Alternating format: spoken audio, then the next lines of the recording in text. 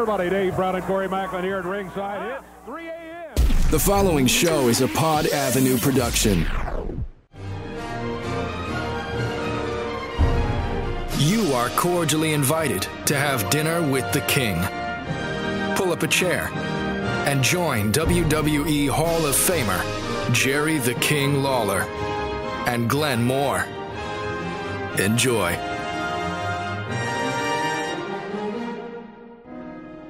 Episode number 65 of Dinner with the King. I'm Glenn Moore, joined here in the King's Castle with the King himself, WWE Hall of Famer Jerry the King Lawler. And before we bring on our very live in, not studio, but live in castle interview with our special guest here on the podcast for the first time, King, you know, there's a handful of people I want to come on the podcast, but not via phone.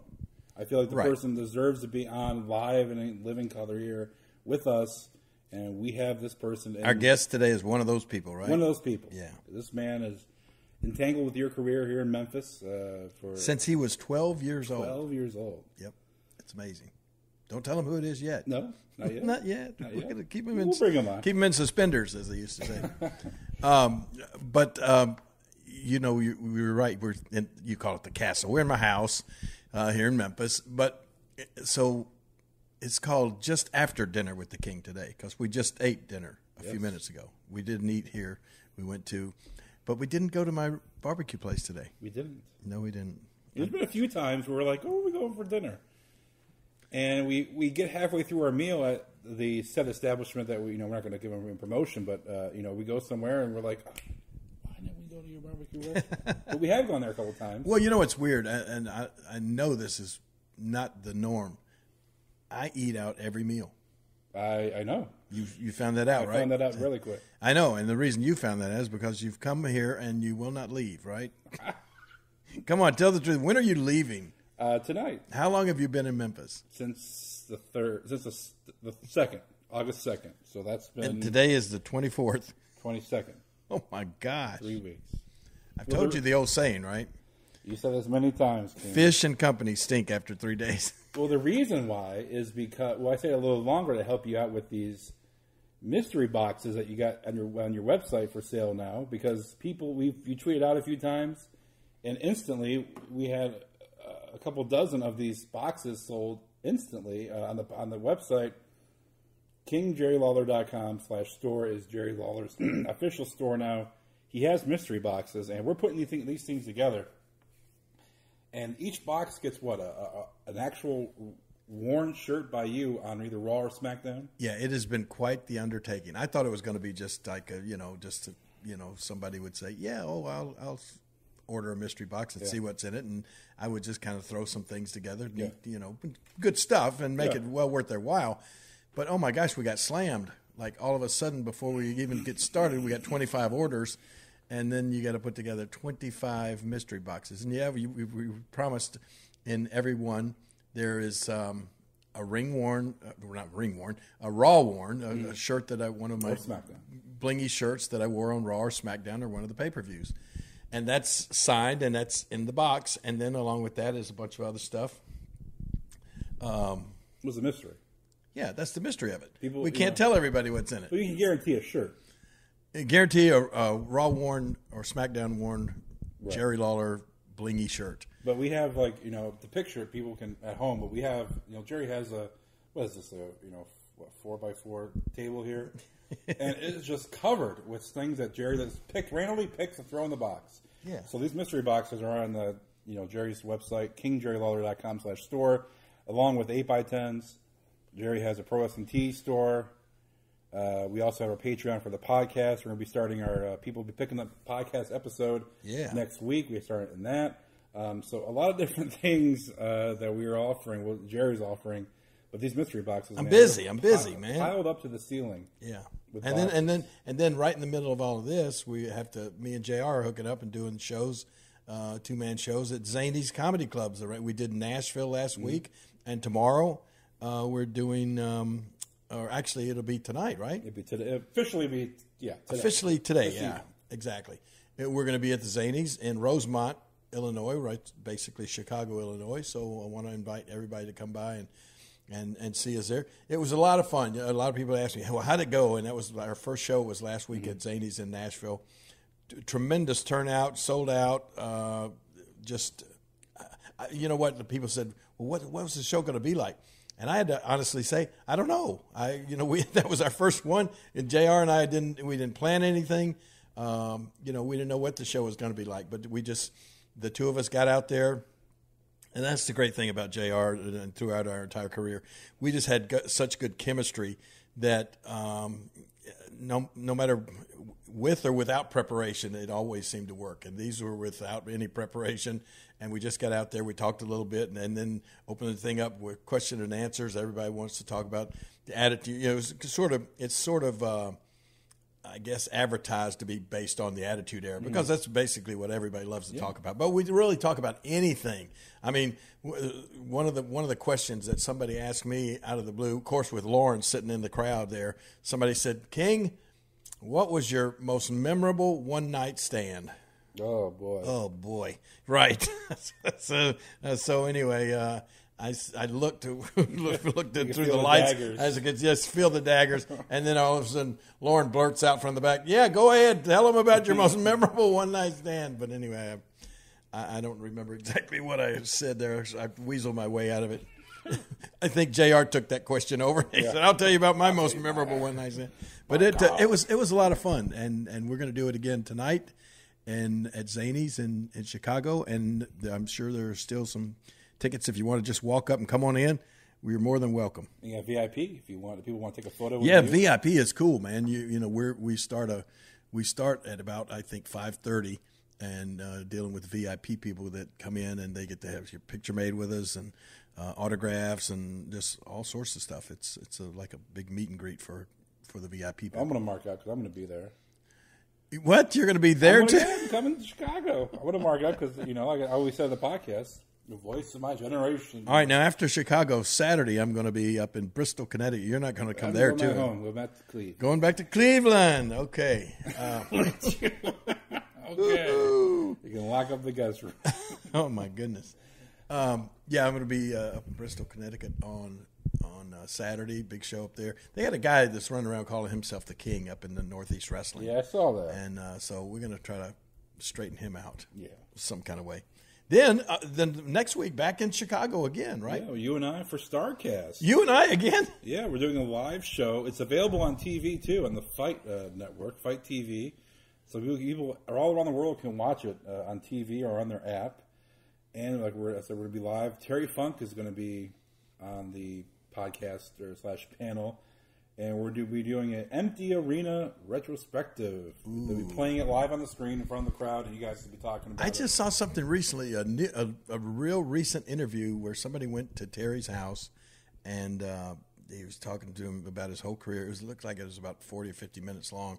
And towards the end of it, they asked him something about why did your feud work so well with Jerry Lawler? Mm-hmm. And Terry said, because Lawler's a pain in the ass. That's why. The guy said, well, then what made your matches so good?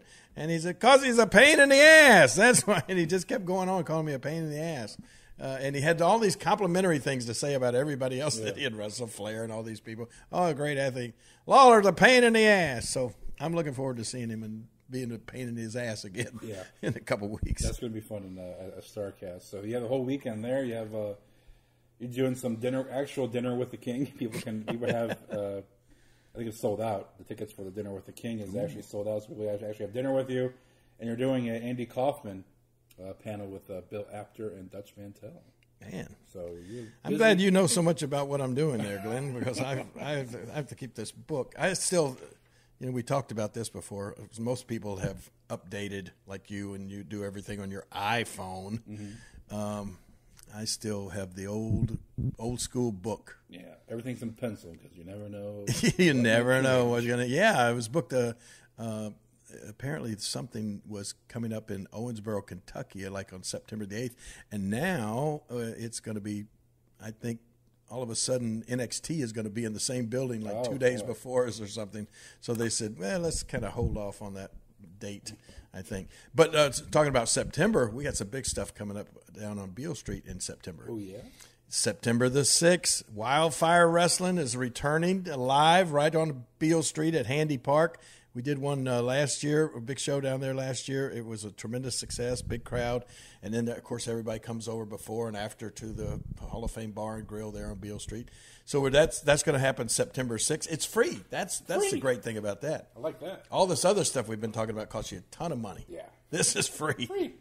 And then we're gonna come back again on the 27th with another show at Handy Park on Beale Street. Twice in the same month. Wow.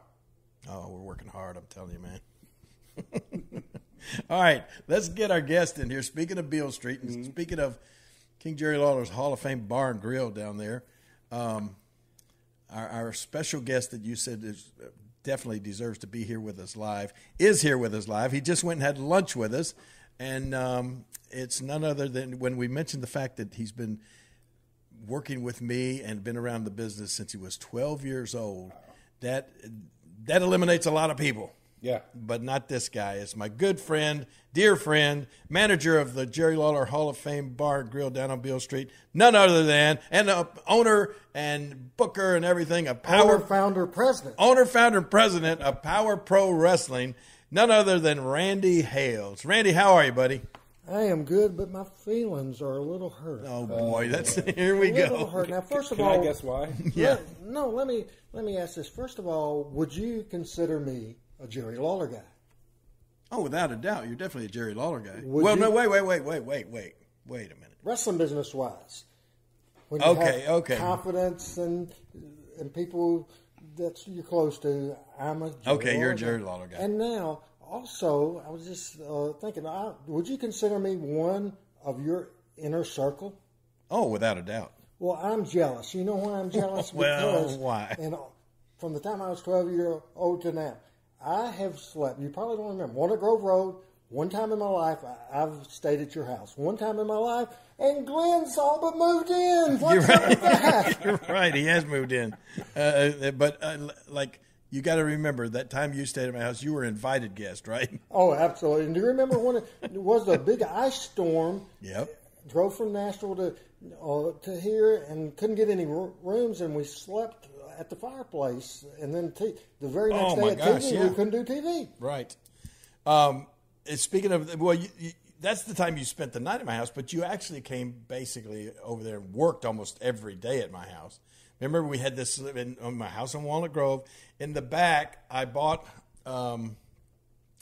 you'd see these, a lot of places, they're considered like a storage shed or a house or whatever. Right. Well, I bought one that was a little bigger than like a storage shed. It was basically like a little house that we had set up in the back of my house. It had carpeted floors, 2 windows, nice door, had a heater and air conditioning TV in it and everything. And so we used that as like my little wrestling office whenever it was my turn to do the booking.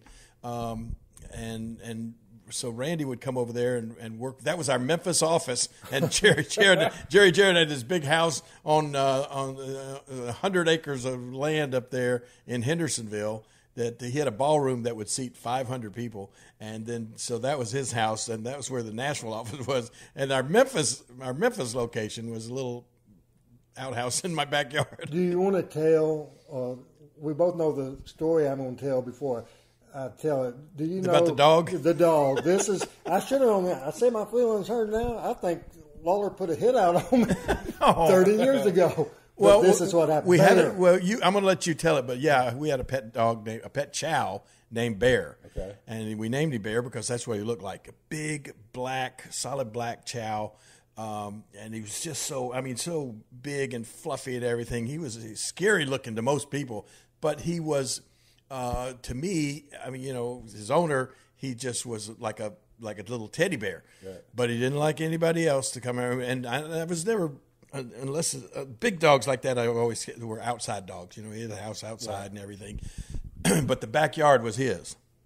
And unfortunately, Randy had to come over every day and go into the backyard and out to the little office building out there. And Bear tolerated you, right? You guys had a decent relationship. Yeah, I thought we were best buds. He was setting me up. So what happened one day when you weren't coming in, you were leaving, right? I was leaving. It was on a Monday night. Most of the time, you would walk me out, or Paula would walk me out, one or the other. Well, both of you were gone, so I had to go to Memphis for the interviews that started at 4:00. Right. So I walked out by myself, and he was letting me pet him and jumping on me, playing. I opened that gate, and boom, he took a whack, and probably still have the scar today. He bit Randy right on the calf of your left leg? Left leg, yeah. Right on the calf of his left leg. Did you have to get stitches? Later on, I think you got there minutes afterwards, and you did a little Dr. Lawler and he broke the skin. Yeah, he bit the fire out of Randy, man. It was tough, and it was so weird because, like you said, he was waltzing along and everything, but the minute you started to leave and go out that gate, bang, boom, he bit you. Got me. Well, I'm lucky that Louis, your Chihuahua here, loves me. He absolutely adores me, so I'm lucky. Yeah.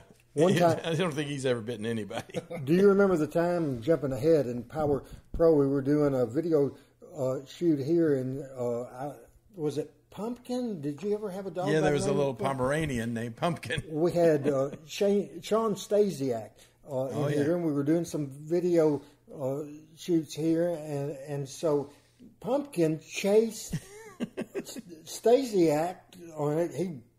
Big old Sean Stasiak, and Pumpkin weighed about 3 or 4 pounds at the most. Just a little fluffy Pomeranian. But he would now Pumpkin. I think it might have been a girl. I'm not sure, but I think Pumpkin would bite. But our Chihuahua now doesn't. But yeah, you're right. Pumpkin chased Sean Stasiak. He tried to climb the fence to get out of the yard. And the police came not to save Stasiak, to save Stasiak, not to save Pumpkin or you. It was good stuff, good television. Yeah, we did have some fun stuff out in my backyard over on Walnut Grove. Yeah. We haven't done anything like that here. We have no TV show. You think that might be right? But we should do Facebook stuff. We're trying to promote the Wrestling on Bill at Handy Park. And you know what? We could shoot. I still have my Saturday morning classic Memphis wrestling show. I could probably shoot some stuff for that around the house here. That was have cool. Somebody come over and fight in the park. Remember us doing. I'm going to eventually try to get people to buy DVDs. So we're trying to plug. Do you remember when we did the Christmas tour of all the decorations, and all of a sudden here comes Stasiak and Brian, and they come in, and you end up throwing a fireball because they knocked over your Christmas tree. Do you remember that? No, I do not. Did you see that, Glenn? Yeah, they tried to get Stacy underneath the mistletoe. What? I think Sean tried to kiss Stacy because the mistletoe was hanging and Sean was. Oh, we did crazy stuff. Oh yeah, all Jerry Lawler's idea, I'm sure. I remember that. I do remember the Leave It to Lawler episodes. You remember those? No. You don't remember Leave It to Lawler? King, you told me we could not discuss this on the podcast whatsoever. Well, Lauren's not here right now, and I don't think she ever listens to them, so we can discuss. Leave It to Lawler. These are like the lost tapes are on YouTube. Yeah, people want to watch them. Oh, they're classic, and they only have a few hundred views. Well, nobody knows about it. Exactly until now. It is on YouTube because I watched them all. Maybe I shouldn't try to sell the library, huh? Mike, no. In trouble. There's some very politically incorrect stuff on there. Oh. Very. Should I post the links on our Twitter? No, that's okay. the Well, if people can find it. You just look up Leave It to Lawler. And how many episodes were there? I think there's 7 or 8 of them on there. Yeah. Was that just the Power Pro stuff? Or I could go way back in the 70s and some of the stuff. No, this was stuff on. This wasn't even on Power Pro. This was on with Corey Macklin after Power Pro. I remember something from Channel 13, an interview about Plowboy Frazier. Do you remember that? Oh yeah, that was. That's too far. Yeah. Look at Glenn. He's on his computer right now. He wants to pull up Leave It to Lawler. Don't do it. They got all of them on there. Really? Yeah. Mm-mm. I'm excited. Anyway, let's change the subject. I'm excited about September the 6th and the 27th, wrestling at Handy Park. I'm also excited. Tell us this. Well, you're talking about the October date, is that? Yes, absolutely. The October. Can you believe we can knock a little bit? Because we're going to have a birthday celebration and a roast on the 75th birthday of the opponent that you've wrestled the most. Oh, my longest run of it, Bill Dundee turned 75 years old, October the 24th, and we are going to have a roast. Will you talk that day, please? I don't know. Usually, Bill Dundee is going to be 75? 75 years old, October the 24th. I knew it. He's the only guy I know that has an autographed copy of the Bible. He's been around a while.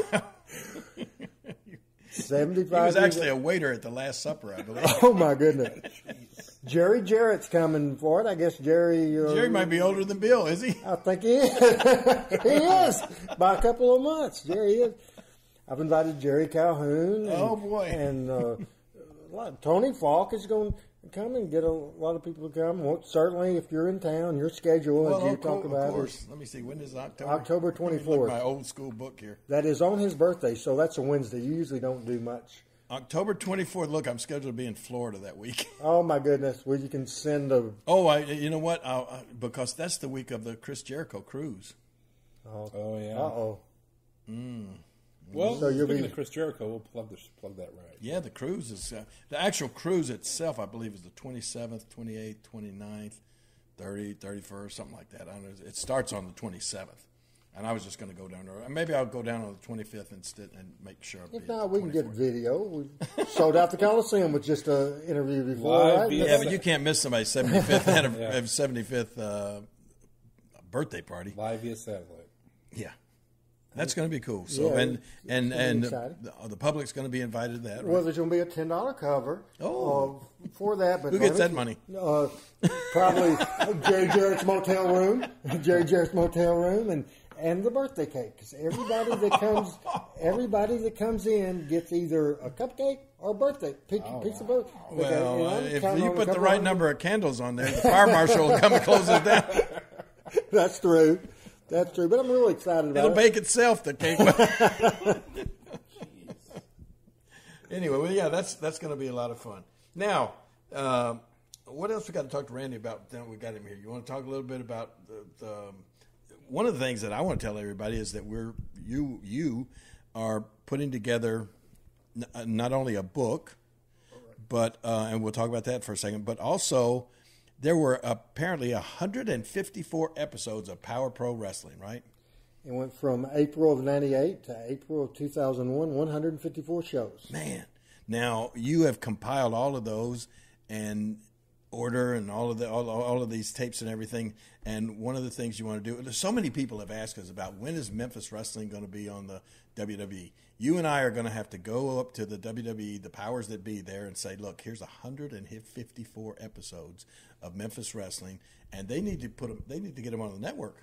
We got to get that done. You know, one of the most exciting things, of course, it was a part of your career that you were already in the WWE, but you did some great stuff in the Power Pro era. Oh. We were talking about. We had a tremendous feud. I thought we did some real fun stuff. You wheeled me out in a wheelchair. You stripped me down to my pink underwear and all kinds of silly stuff. A sight to be aware of there, but it was good stuff. But Kurt Angle made his pro wrestling television debut. First time ever. First match ever. It was at Power Pro Wrestling. And Daniel Bryan as well. Daniel Bryan was there. American Dragon.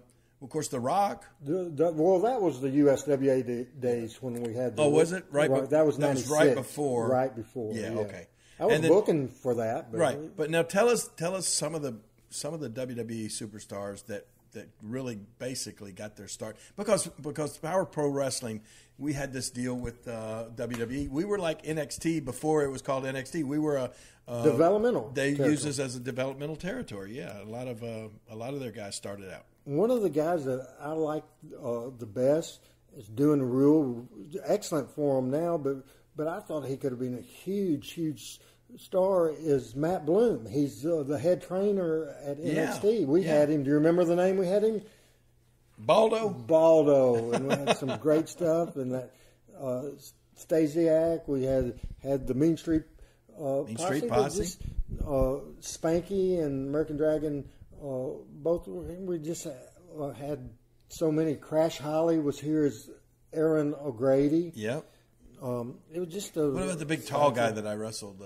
That wasn't developmental. We just brought him in. He was for a came couple down from the WWE? And Tom Pritchard. Giant Silva. Silva, yeah. Silva, yeah. We had also, Kane. Came in, Scotty right? Too Hottie. Jeff Jarrett came from the WWE. The Road Dogg. The Rock came from the The Rock came. Mid-South Coliseum appearances on most of them. Right. We also had the Yellow Jacket. Yellow Jacket. We're going to have him on the show here in a couple of minutes. I just pitched your idea earlier about the Yellow Jacket. We might have Yellow Jacket at one of the Beale Street shows. King Mabel. King Mabel, absolutely. Sure. They started in the USWA before they ever went to the WWE. Mabel and Mo. Yeah. And I forgot what they were called way back then. It wasn't Men on a Mission. No. But they What came are they in. called? I don't remember. Maybe in 92, 93, something like that. You searching that? I'm searching it. He can search stuff quickly. Look at him type. Men on a Mission. We have Viscera, Big Daddy, King Mabel, Nelson Knight, King V. No. His partner was Mo, Bobby Horn. Yeah. As a matter of fact, and they came in, big guys. Were they just Mo and Mabel or something like that when they I were think here? so. Mabel and Mo. I think so too. Yeah, I mean, he was the Harlem Knights. Oh, that's it. There you go, Harlem Knights. There you go. You did good. There you go. Well, I told us on the podcast before talking about you and the Power Pro a little bit. When looking back, I mean, I know Jerry has had some great feuds, but I always love when the wrestling show has that the bad guy is someone that can't get in the ring. He's throwing his weight around, making decisions. And that's why I loved you as the heel, The guy that looks like it's impossible for the good guy to ever get his revenge, to ever get the guy to get his comeuppance. And here's Randy Hales coming out, making decisions, saying, Stacy can't come to the show, or, talking crap about Law. It's just, I loved it. It was entertaining. I know you're one of my favorite heels in Memphis wrestling. And we did, you did a lot of that kind of, we did a lot of that kind of stuff down in Memphis before Vince. I mean, Vince became that kind of heel up in the WWE, I told you when we rode together in the trip a few weeks ago, I told you how that happened. It was an accident with me and Jerry. The first Power Pro show, I brought Austin Idol in. Jerry told me it was a mistake, right? So, second week, I go to pick him up at the airport. He was not there. He didn't show up. So then I call him in the middle of the night. Say, King, I don't know what to do. And Jerry said, well, tell the truth. He said, just go out there and tell the people what happened. Said, I'll be out there with you and tell the truth. So I told the truth, and you said some kind of joke, basically saying, I hate to tell you I told you so, but I told you so. And I could tell how the people, he said, come on, Randy, you knew better than that. And I could tell the people, and the next part wasn't planned, but the people reacted when he said, oh, Randy, the people started turning on me right then. And this is not the way it was supposed to end, but I said, I tell you, you got to remember now, things are different. I am the owner, the founder, and the president of Power Pro Wrestling. That's why I did it. And he knew right then when I said that, well, we're going a different direction, right? and we went with it. So it wasn't, I think promos don't need to be scripted out word for word. It just happened, and we both had enough sense to go with it. And then we did some. It was fun to do. Yeah, it was great stuff to do. Yeah, that was, like you said, that was one of the strong points, I think, over the years of Memphis wrestling. All right, guys. So I have some Power Pro Wrestling trivia for you guys. Now, Randy just watched all the episodes, so he might know this. Wait a minute. He's the owner, the founder, the president, and you're going to ask him trivia? That's a long time ago, though. I know. So, who was the last Power Pro Wrestling heavyweight champion? Oh, without a doubt, I know that. Me. You didn't have it one time. You didn't have What? it one time? I didn't think you needed it. Oh, my gosh. I never had it at all. No. You competed for it. That was the one championship I never won. No. But can you guess who the last champion was? What year was it? 2001. Yeah. Give you a hint. WWE developmental guy. Didn't do nothing. That's the main thing he did in his career, winning the Power Pro title. I don't know if you'll remember the guy. I have no clue. Pete Gas. Oh, Pete Gass. Yeah. He was one of the Mean Street Posse. Yeah. Yeah. Yeah, loved him. Yeah. Yeah, you're right. I mean, they did have a little bit of a run up there as Mean Street Posse with Shane's buddies. But after that, they didn't do anything single-wise at all, did they? No, they were gone. Some other champions for Power Pro Wrestling. Baldo, obviously. Oh, yeah. Beat Jerry Lawler in the tournament final, become the first champion. Dang. Michael Hayes, Kurt Angle. Michael Hayes? Yeah, remember when we brought Michael Hayes in? No, I do not remember that. For 2 months, he was champion. Wow. We brought him in, put him with Brandon because Brandon grew up in Dallas, the Freebirds and all that.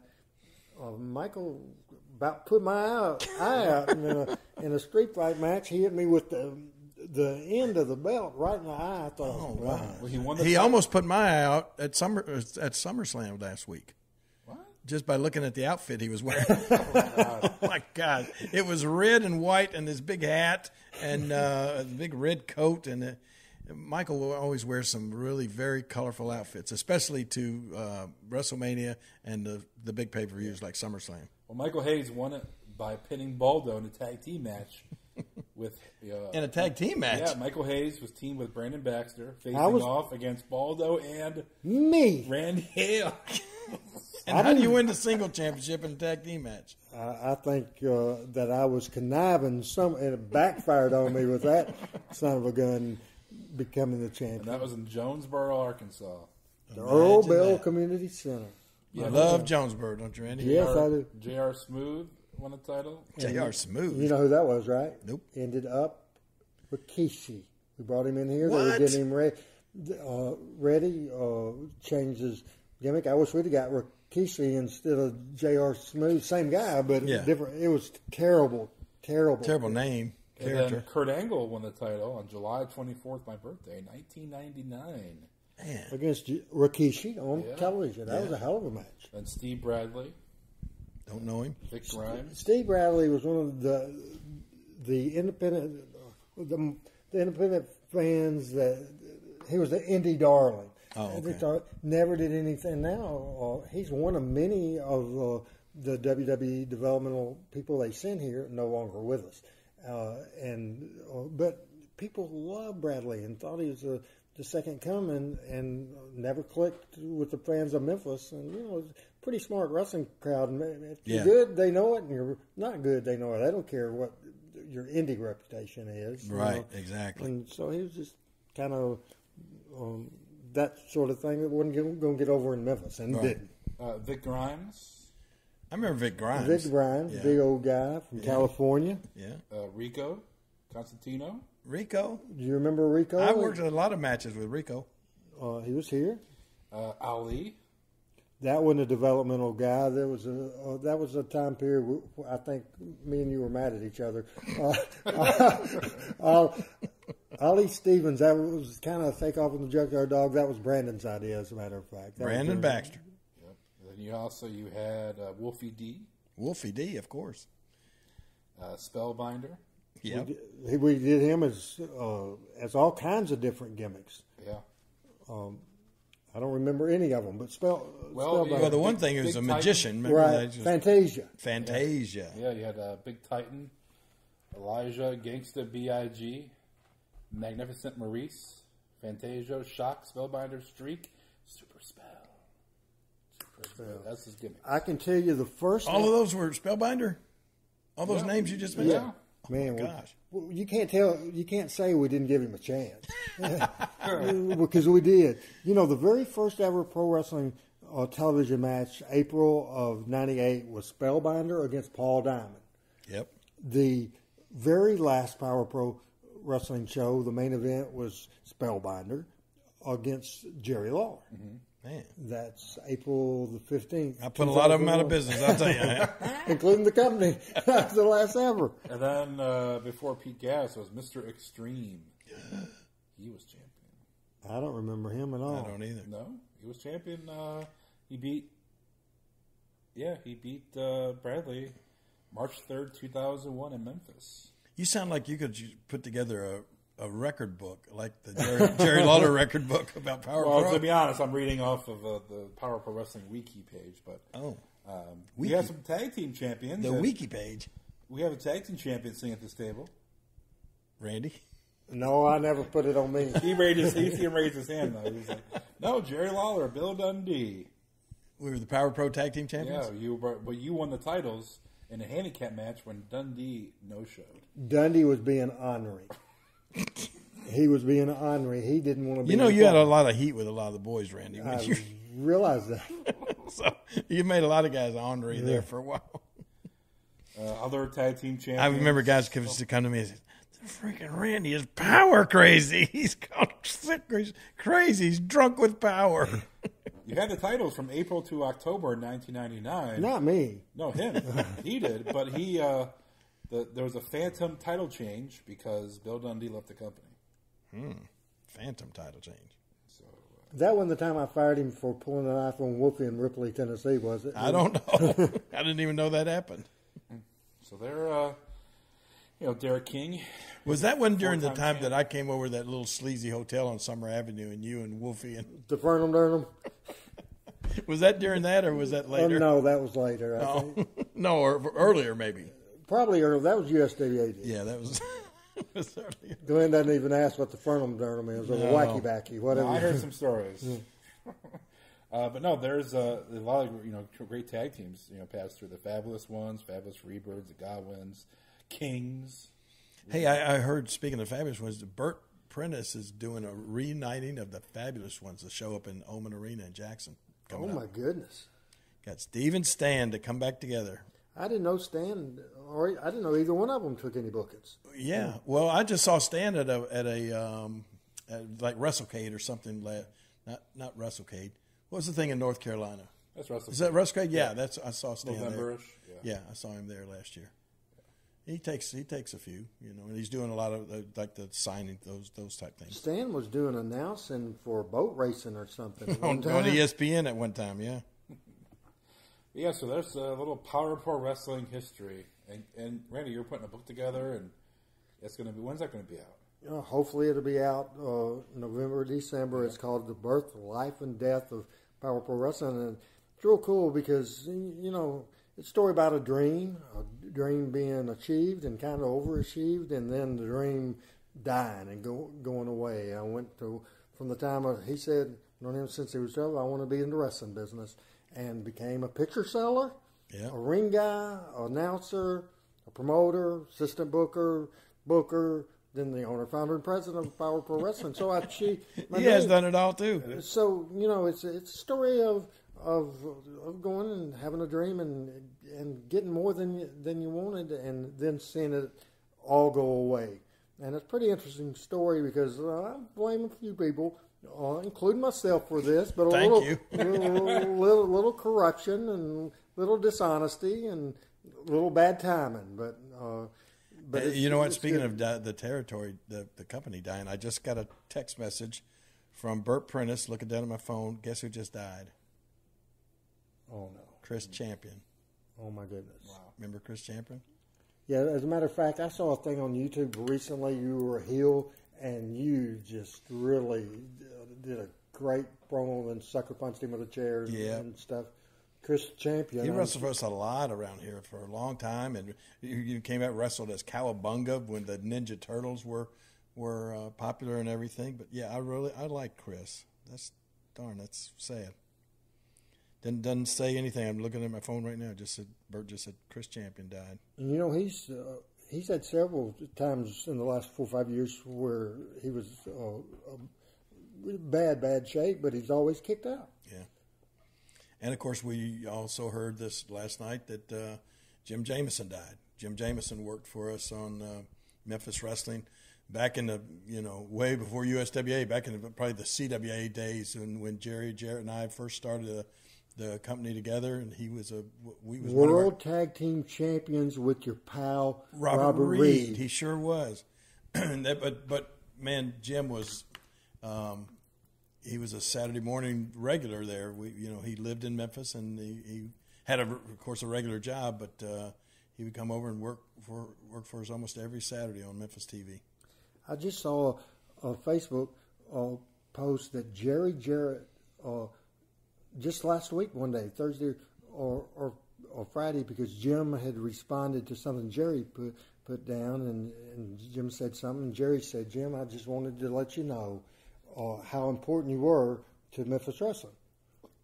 I'm pulling up Chris Champion and Jerry Lawler on YouTube, and there's a clip of Jerry Lawler. The caption says, Jerry Lawler almost kills Chris Champion and gives him a big old slap across the face. I gave him that was pretty stiff, I think, if I remember right. There's a lot of YouTube clips of Chris Champion in Memphis. So with Jim Jamison, Jerry Jarrett posted something to Jim, really putting him over and said, you meant a lot to us and you did great, and we appreciate everything you did, and make Jim feel good, and he replied to it.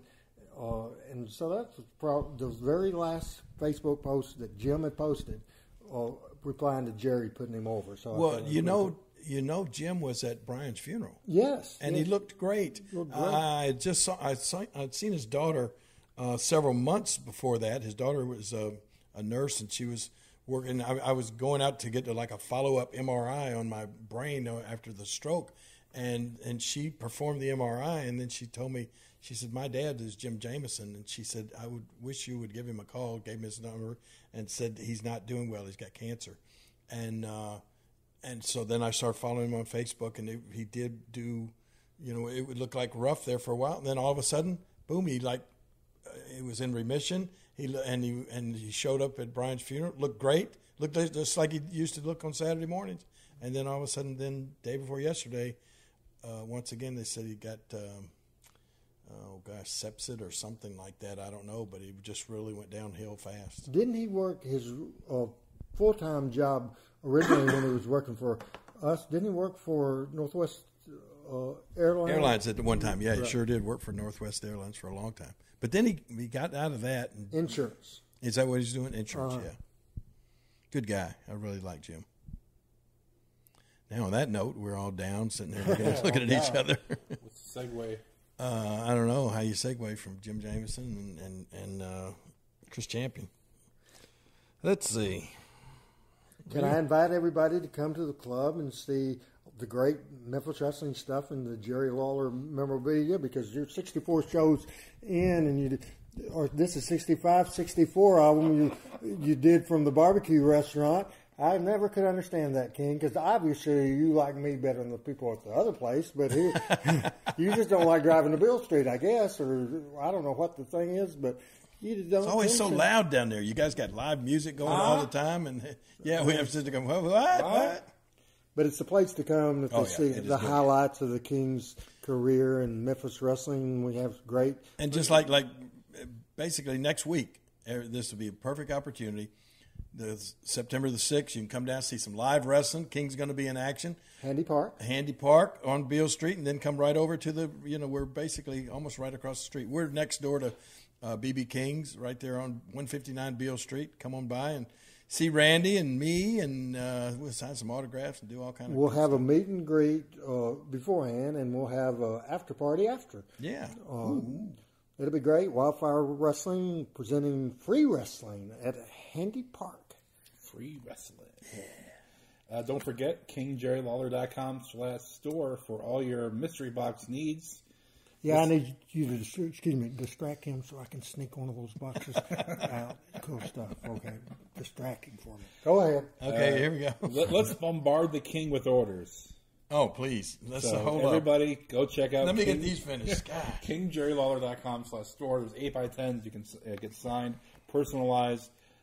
Every box gets a Raw worn or SmackDown worn shirt the King wore ringside doing commentary, and it has been cleaned since I wore it. I don't know about that, but there's no stains under the arms or anything. I don't think it's signed too. Everything is signed in the box, and I'm not going to reveal every box, but some get some personalized artwork too. Well, from the King. Yeah. There's just all kinds of stuff. It's all mystery, though. It's a mystery. That's the mystery of it. We have a ton of orders all over the world. I'll never forget, Jackie Fargo told me a story one time back. This is back in the days when there was this old promoter named Jack Pfeffer. You ever remember stories about absolutely. Jack Pfeffer? New York. Jack Pfeffer up in New York, yeah, and he was kind of a shyster promoter. He would book guys with like phony last night. Like instead of Lou Thez, he would book Lou Fez, right? And kind of trick the clientele there. But anyway, Jackie saw a poster, and it said Jackie Fargo versus mystery opponent. And so Jackie went to Jack Pfeffer and said, "Hey, who's this mystery opponent?" He said, "I don't know, Jackie. That's the mystery of it. Even I don't know who it is." But anyway, that's sort of what we got in the mystery boxes. Yeah, mystery boxes, 8x10s. We got a Patreon for the podcast. Next week, we're starting our first episode of the fan gets to come on the podcast. He gets to pick the episode.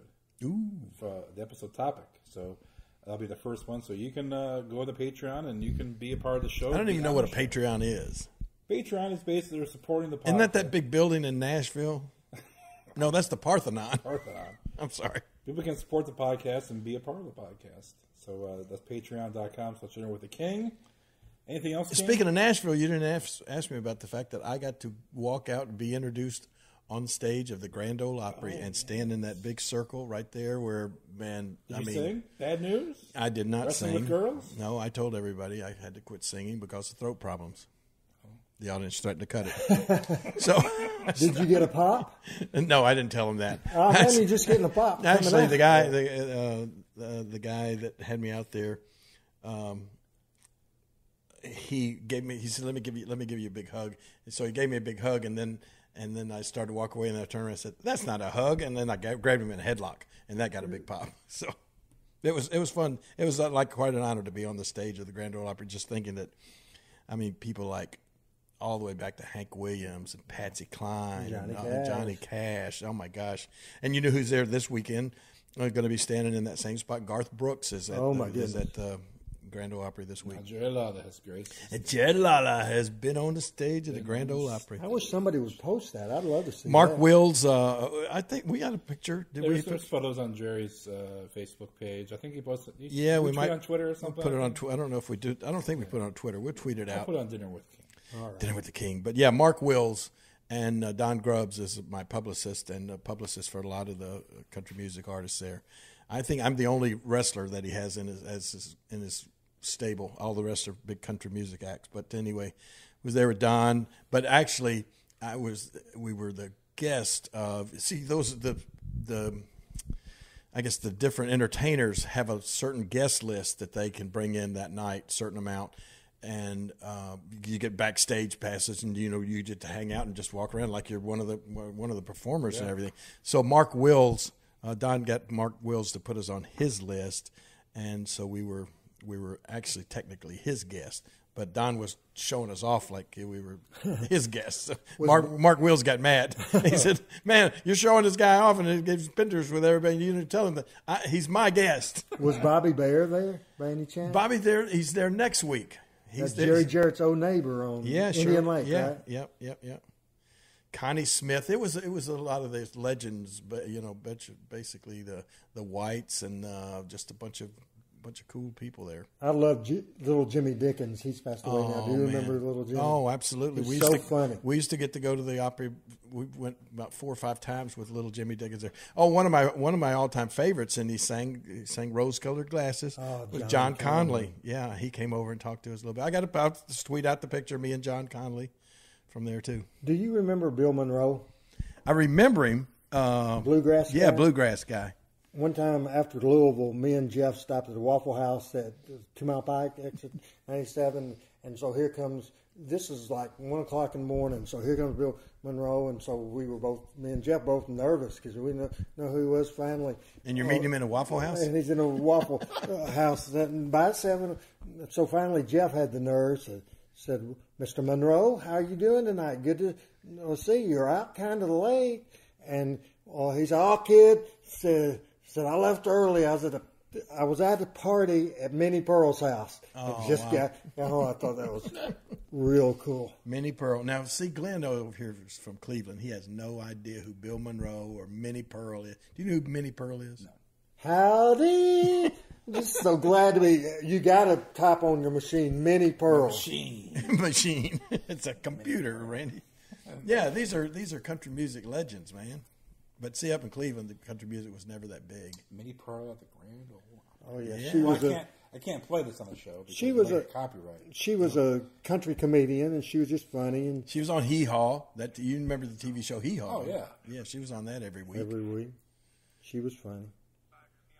She had a brother, Bay Bob or Bay Hog or something silly. He was a little odd. You may have watched a little more of it than I did, Randy. But yeah, Minnie Pearl was great. I don't think you switched to country music till a little later than. Well, you know, the very first, when I was just a kid right out of high school and starting in college, I got a job. The first job in radio was at a country music radio station working for Eddie Bond, and I hated it, hated country music at the time. And I was playing country records on there. And just, matter of fact, in this, Jim Blake talks about it in the introduction of this record book that we have here in front of us.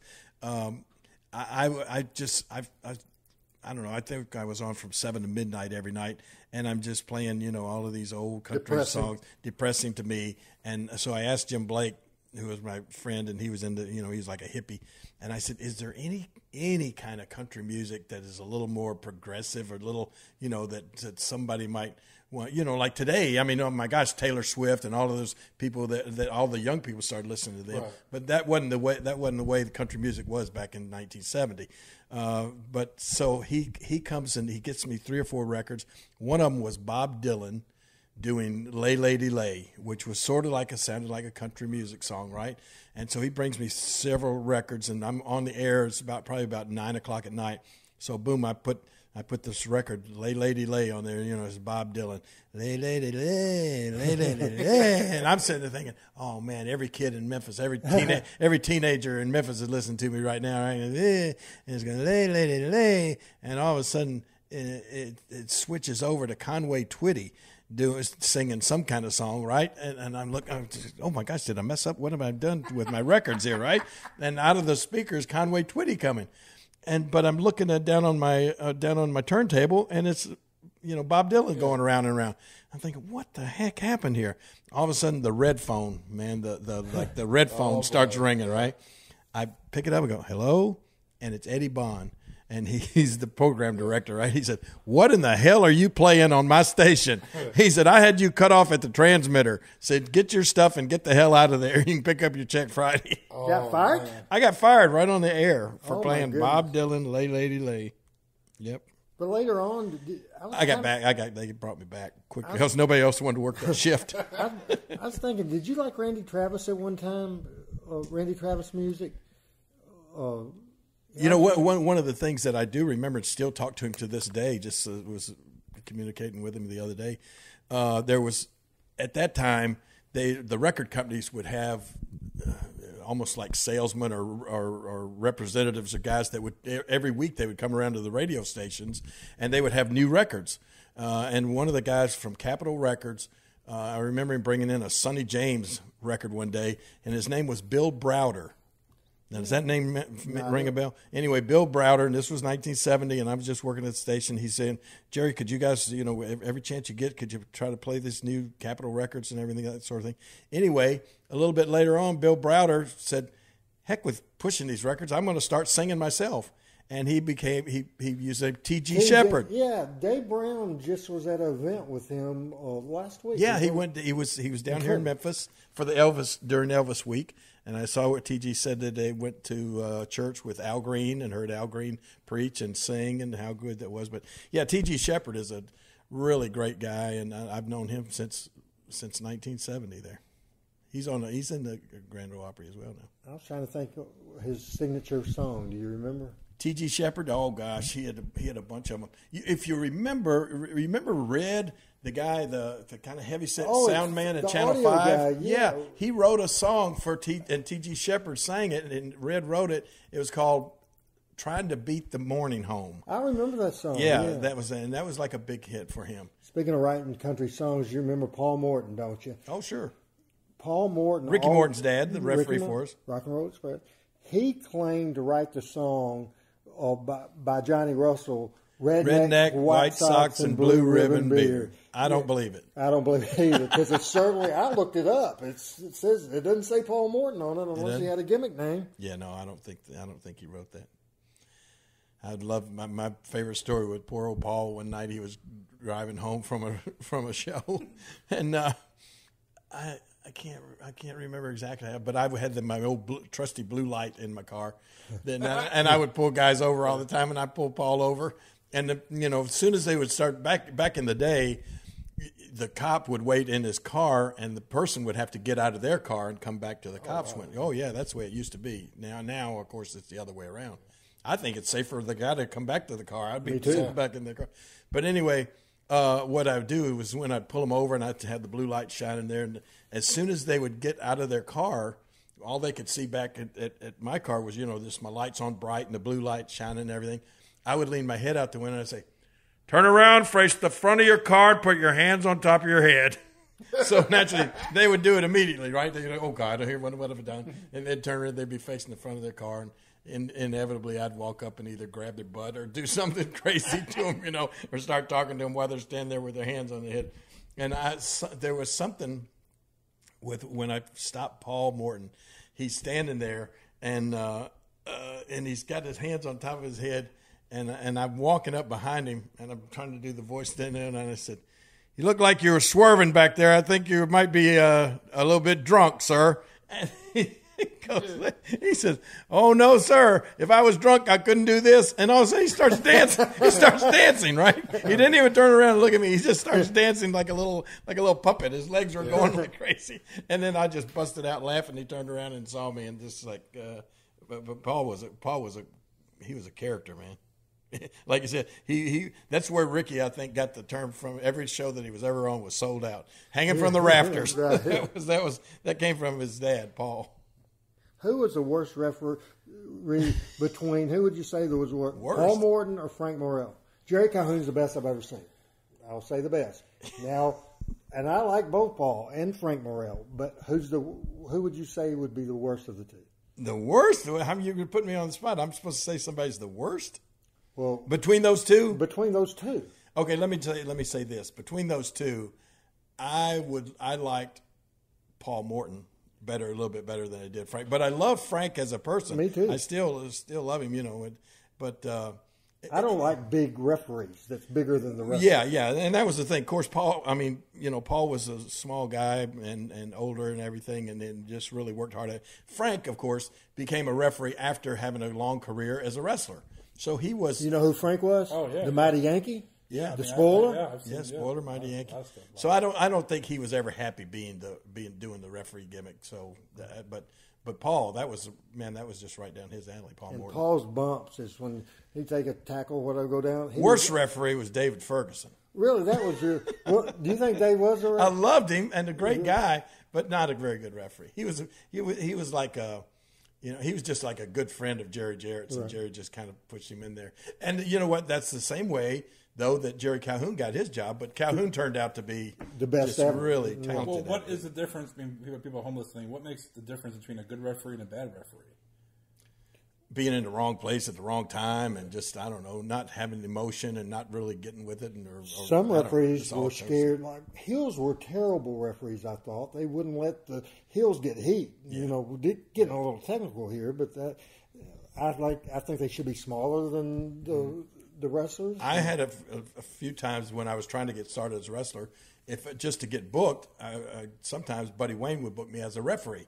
I was the worst. I was the worst referee.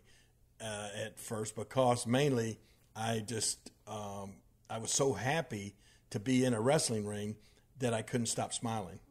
And I would just be in there smiling. I'll never forget. I was standing. I called the two tag teams together. And one of them was Don and Al Green, and these other two guys, maybe Ken Lucas or something like that. And we were down in Florence, Alabama.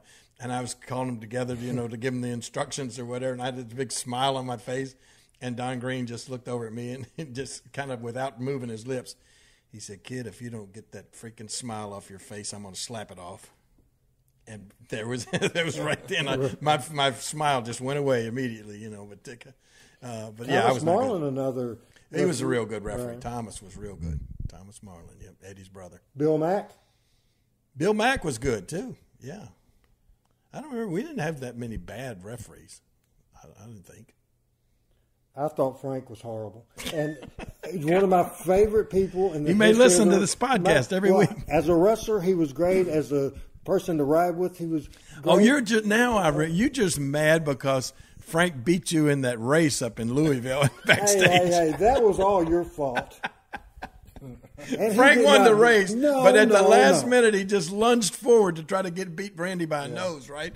And he got a little off balance, and he fell face first. He did a big face plant and slid into the wall. Blood everywhere. And tried to stop it with his hand and broke his wrist and his hand like real bad. It was a bad break. You instigated that. I did instigate that. I started to put you two guys together to race backstage at Louisville Gardens.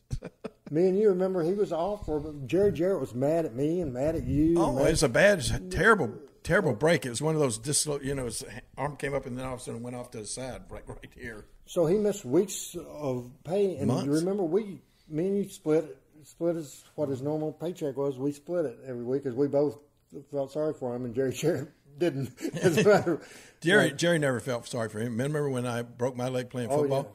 Yeah. I was on top in Memphis. Went out and played football on a Sunday. Calhoun gives this big flying body tackle and broke my leg, and I was out. I missed one solid year. Jeez. 1 year, 52 weeks before I could come back. And like I said, Jerry Jarrett never paid me a dime. I went broke over the years, over that year because I was, at that time, I was paying $500 a week alimony or child support. Per child, right? Yeah, for Brian and Kevin. And never missed a payment on that while I was off, and didn't have zero money coming in and all the rest of my bills. And I just when I came back from that, what was the year? 1982 or something? No, 81. 81. It happened in 80, and you came back last 81. weekend of 81. Yeah. And I came back. I looked so good coming up out of that floor, but I was broke. So I was so happy to be back because I'd spent all my money being off with a broken leg. But it was 3 months in a row of sellouts. I mean, you got it back quick, I bet, right? Yeah. Jerry Jarrett was doing the payoff. So. No, I never had a problem with him. 42 years ago on this date, on August 22nd, 42 years ago, 1976, Wow. Jerry Lawler fought NWA World Champion Terry Funk No way. to a 60-minute draw in front of 10,000 fans. Obviously, that was at the Coliseum. In the Coliseum, yeah. Mark James just tweeted that out. Oh, wow. And he has the the promo poster for the event. You had Rocky Johnson versus Bill Dundee. Well, that didn't even make sense. Rocky Johnson versus Tommy Gilbert, and then... No, what was that, 76, did you say? Yeah, they would have both been the good guys. No, Dundee would have been the heel then, wouldn't he? 76? Well, Mark James books like a watermark over... It's hard to read. We had Bob Armstrong... The Superstars versus Bob Armstrong and Robert Fuller.